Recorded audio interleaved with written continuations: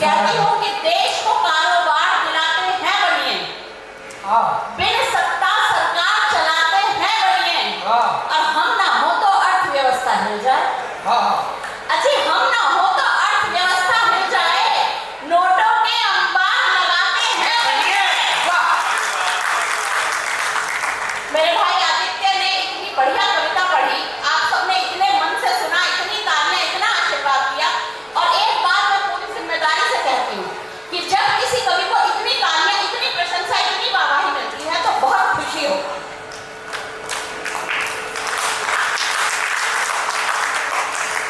दिल से बहुत खुशी होती है केवल उस कवि को। अच्छी बात है, सबकी छाती को सामने मैं बिल्कुल सच बता रही हूँ, और हम औरतें तो वैसे ही बहुत जल्दी बुरी होती है। मैं सच बताऊँ आपको, मैं अपनी जान में आज अपनी बहुत बेहतरीन साड़ी, कपड़े, गहने, जेवर पहन के आई हूँ, क्योंकि राजेश जी का फोन आ गया था।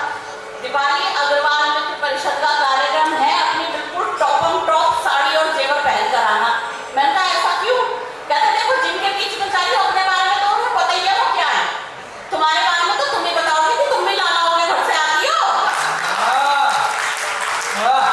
लेकिन इतनी बढ़िया साड़ी, इतना बढ़िया हाफ सेट पहनने के बाद मैंने जैसे ही यहाँ आकर यहाँ की महिलाओं के कपड़े देखे, मैं सही बता रही हूँ, ऐसी आग से लगते हैं।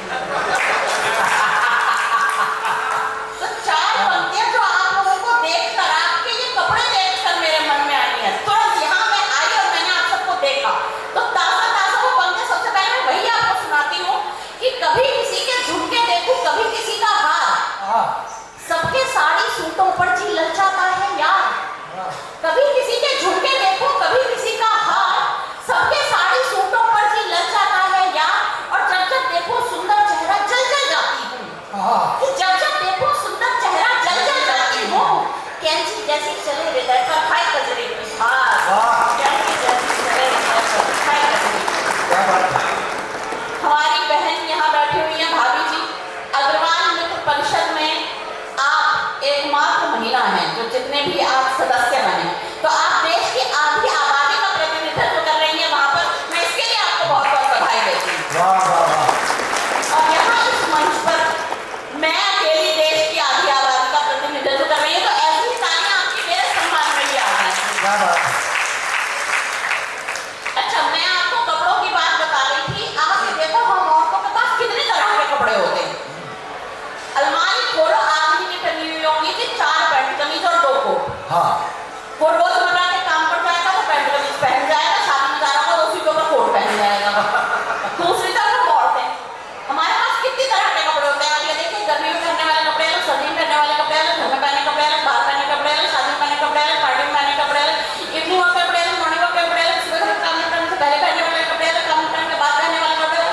कोई हमारे साथ चाहते आ रहा हो तो वाले कपड़े अलग, किसी का चाय पर जा रहा हो तो वाले कपड़े अलग, सुबह काम टाइम से पहले पहनने वाले कपड़े अलग, काम टाइम के बाद पहनने वाले कपड़े अलग, बाजार में चाट पकड़ खाने जा रहे हैं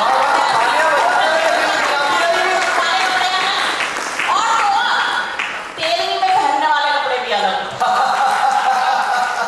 और इस सब के अलावा एक वैरायटी और होती है जी, जो अलमारी में नहीं टंगती, सालों साल बेड बॉक्स में पड़ी रहती है, जस्ट इन केस में पतली हो गई तो। अगर सहमत हो आना तो तालियां बजाते रहो। मैं देख रही थी यहाँ पर ईश्वर जी अभी बैठे हुए थे, कहाँ गए? हाँ, वो बैठे हैं ईश्वर जी, जो मुझसे मिलने आए। कहते हैं बहन जी आपको पिछली बार वो फुलाना के कवि सम्मेलन में सुना था, बड़ा आनंद आया था। मैंने कहा आपको क्या था, क्या बताओ भाभी जी कहाँ है? आपसे ज्यादा आनंद तो उन्हें आया था, क्योंकि मैं तो महिलाओं का प्रतिनिधित्व कर रही हूँ तो उन्हीं की बात करूंगी, इसीलिए इस वाले कर रही है भाभी जी को। और नथुराम जी बैठे हुए हैं, वो बैठे, नथुराम जी मेरे मायके से आते हैं, मैं इनकी बेटी की नंद लगती हूँ, तो डबल रिश्ता हो गया मेरा। तो आप सबकी भी बेटियों की ससुराल वालियों में से हो गया, आप समझ लो नंदों के लिए कैसी तालियां आनी चाहिए। ये बढ़िया है। छोटा भाई नवीन बैठा है यहाँ पर, मेरे आदमी कहता है दीदी दशहरे से कुछ दिन पहले आई थी और हमारे यहाँ तो दशहरे पे बेटियों को देने की प्रथा है, तो खाली हाथ नहीं जाने दूंगा। मैं कहा भाई यहाँ पर सेवा करेंगे ना, इसकी लिफाफा मिला। कहता नहीं वो अलग है,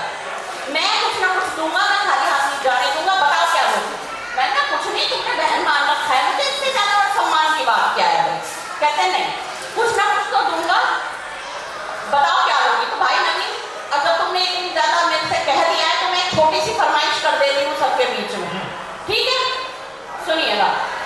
सोना चांदी मांगू ना, हीरों का हार मांगू, सच कह रही हूँ भैया, ना कोई कार मांगू, हिस्सेदारी में केवल आधा व्यापार,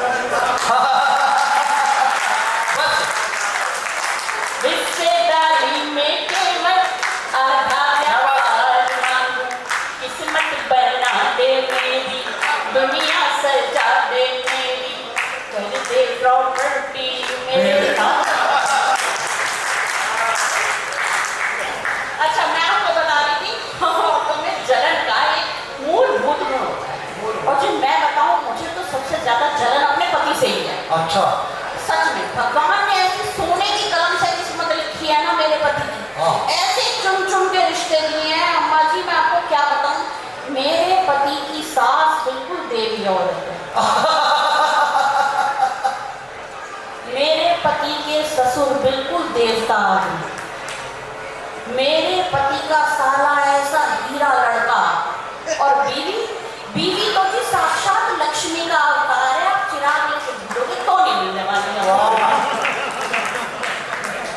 अच्छा, और दूसरी तरफ हम औरतों, मैं बताऊं, हम औरतों को जो कि आज तक कोई रिश्ता अच्छा मिले, सच्ची बात बताइए, हम सास बनते तो बहू अच्छी नहीं होती, बहू बनते तो सास अच्छी नहीं बनती, नंद अच्छी होती है, नंद बनती है तो भौजाई अच्छी नहीं होती, भौजाई बनती है तो नंद अच्छी नहीं होती, जिठानी बनती है तो दौरानी अच्छी नहीं होती, दौरानी बनती है तो जिठानी अच्छी नहीं होती, और बचा ये देखा कि पति अच्छी होता है, किसी को अच्छा मिला ही नहीं। भाई बताना था, बेटियां गुड़ की डली होती हैं, भाई बेटियां गुड़ की डली होती है ना, तो हम बहुएं भी नमक जैसी होती हैं, वो अगर खाने को मीठा करती हैं तो स्वाद तो हमसे ही आता है। क्या बात है? अच्छा, मेरे को तो ये बात समझ आता है, कुछ बनियों में रिश्तेदारी जोड़ने का बहुत शौक होता है। कोई घर पे आया, सीधा आंख बंद करके भाई है, भाई का दोस्त घर पे आया, भैया है, भैया के लिए चाय लिया, भैया के लिए पानी लिया। राजेश जी, मैं इस चक्कर में 8 साल तक खुद अपने पति को भाई कह के बुलाती रही, और एक बात आज तक समझ नहीं आई कि भगवान ने क्या सोच के इस पति नाम के प्राणी का आविष्कार किया। आविष्कार? सच में मेरे को ऐसा लगता है कि कुछ कोई खास ना वजह नहीं थी। जैसे घर में हम लोगों के पास थोड़ी सी आलू की सब्जी बच जाती है, थोड़ी सी गाजर की बच जाती है, थोड़ी सी मटर की बच जाती है, तो मिक्स वेज बना दिया करते हैं। ऐसे भी भगवान के पास थोड़ी सी साग, थोड़ी सी नमक, थोड़ी सी जेठानी बच गई थी, तो उसने ये पति नाम का प्राणी का आविष्कार किया। अच्छा, और मैं एक बात बताऊं, ये जो पति नाम का प्राणी होता है, इसके भीतर की सास और नंद कब बाहर आती है? जो आज इतवार का दिन है ना, ये इतवार भारी पड़ता है कि हम महिलाओं पर, इस इतवार के दिन इस पति नाम के प्राणी के भीतर की सास और नंद बाहर आती है। कैसे आती है कि वो सुबह सुबह हम लोगों को काम सौंप देता है। अच्छा, काम कर, नाश्ते में ऐसा कर, पकौड़े बना ले, अगर उनके गोभी के, प्याज के, गाजर के, और हलवा बना लियो, ठीक है। दोपहर को सुबह भारी खाया है, दिन में हल्का बना लो दाल रोटी, उनका कौन सी दाल बना, दाल मखनी बना ले, नान बना ले, उनका अब खाली मखनी दाल क्या बनाती, शाही पनीर और बना लियो, उनका अच्छा। फिर शाम को, अबे दिन में तो दाल रोटी खाई है, हल्का खाया है, शाम को छोले भटूरे बना लिए, और हमें इस काम में लगा के वो सारा दिन बिस्तर पे लंबी टांग फैला के लेटते हैं और पंखे पे लगे हुए जाले देखते हैं, तब उनके भीतर की सास बाहर आ जाती है। फिर अनायास ही वो फ्रिज खोल लेते हैं और सारी फ्रेश सब्जियों के बीच में से मुसौदा घिया निकालते हैं, और फिर कहते हैं कि सब्जियां खराब जा रही, कुछ कर लिया था। उस समय के भीतर की वो जेठानी बाहर आ रही होती है, और एकदम से सडनली तुम्हारी अलमारी खोल लेंगे, और फिर सारी डली हुई साड़ियां निकल, तेरे पास इतने सारे कपड़े हैं, तब इनके भीतर की वो नंद बाहर आ रही होती है। तो जो इतवार को हम पर अत्याचार होता है, तब मैं ये बच्चे कहती हूँ कि खुद तो बिल्कुल खाली बैठे और हम रेलम रेले में इस संडे ने डाला हमको तौबा बड़े झमेले में, और घर पे बैठे कभी देव की छोटी मोटी सास लगे, सबके आगे दांत दिखाए, मुंह बिचकाए अकेले में, तो आना तालियां बजाओ, अपनी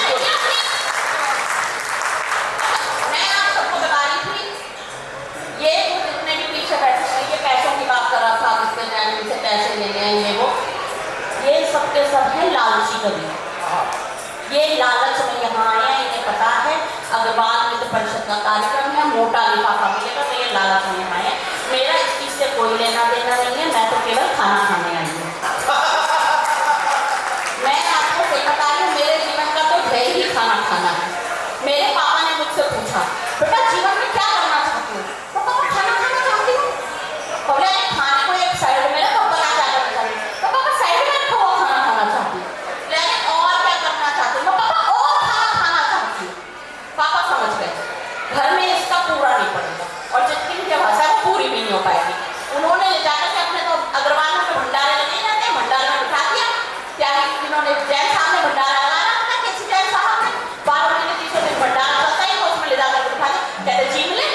मैंने खाना शुरू करा, 10 रोटी 20 रोटी 50 रोटी। मैं सही बताऊं, जब मैंने 253 रोटियां खा ली, 253 मैंने देखी घड़ी 2 बज रहे थे। अच्छा मैं तुरंत उठ के खड़ी हो गई। केसीएन साहब ने मुझे फौरन रोक लिया, कहते दीपाली कहाँ जा रही हो? मैं अच्छा अब मैं जाके खाना नहीं खाऊं? अच्छा आप तो बहुत अच्छा सुन रहे हो, बहुत बढ़िया सुन रहे हो, पर चूंकि समय की अपनी गरिमा है तो मैं देख रही हूँ यहाँ पर मेरे पिता स्वरूप बहुत लोग बैठे हुए हैं, बाबूजी बैठे हैं और मेरी माँ स्वरूप भी महिलाएं यहाँ बैठी। तो मैं अपनी अंतिम 4 पंक्तियाँ आप सबको सौंप करके अपना स्थान लेती हूँ। कहती हूँ कि अपनी हर एक चिंता को पर्दे में रखते बाबूजी, मैं जाती तो दफ्तर को भी घर कर देते बाबूजी। अब रात अगर गलती पर डांटे, सुबह बुलाकर लाड़ करें। कि रात यदि गलती पर डांटे, सुबह